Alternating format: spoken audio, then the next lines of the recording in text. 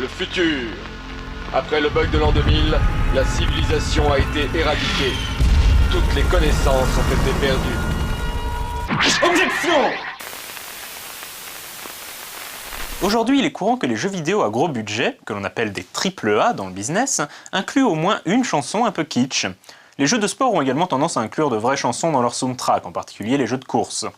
On peut rechercher les origines de cette tendance très tôt avec la sortie en 1982 de l'album Pac-Man Fever de Buckner et Garcia, qui proposait des chansons inspirées des classiques de l'arcade de l'époque, comme Pac-Man, Centipede ou Donkey Kong. A noter que la chanson Pac-Man Fever a quand même été disque d'or aux États-Unis avec 500 000 singles vendus. Dans les années 80, même s'il était impossible d'inclure de vraies chansons dans les jeux vidéo en raison des limitations des machines en termes de musique, de nombreux jeux tentaient malgré tout d'inclure des versions chiptune ou MIDI de chansons connues. Ainsi, dans Space Quest, on pouvait croiser les Blues Brothers et les ZZ Top en train de jouer respectivement Sweet Home Chicago et Sharp Dressed Man.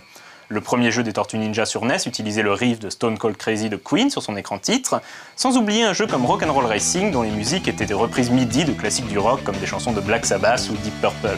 Un des premiers exemples de jeu à inclure une chanson exclusivement composée pour lui est Alone in the Dark 3 d'Infogrames, sorti en 1994. En 1995, Namco réalise un tour de force technique en incluant une chanson dans un jeu Super Nintendo, à savoir Tales of Fantasia. C'est un exploit car Namco est parvenu à contourner à la fois les limites techniques de la console et celles du support cartouche. La chanson Yumewa Owaranai, interprétée par Yujikari Yoshida, a sans doute contribué au succès du jeu.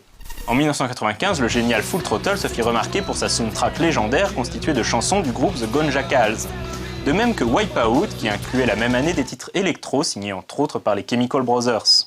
En 1996, le jeu Kingdom 2 Shadowhan, conçu par Rick Dyer, le créateur de Dragon's Lair, incluait une chanson composée spécialement pour le jeu nommée Where Do We Go From Here. C'est la première chanson écrite spécialement pour un jeu vidéo à avoir été dans le top 50 américain de l'époque. Konami est également très porté sur les chansons dans ses jeux. On se rappellera I Am the Wind dans Castlevania Symphony of the Night, une chanson interprétée par Cynthia Harrell qui chantera plus tard Snake Eater, le thème de Metal Gear Solid 3.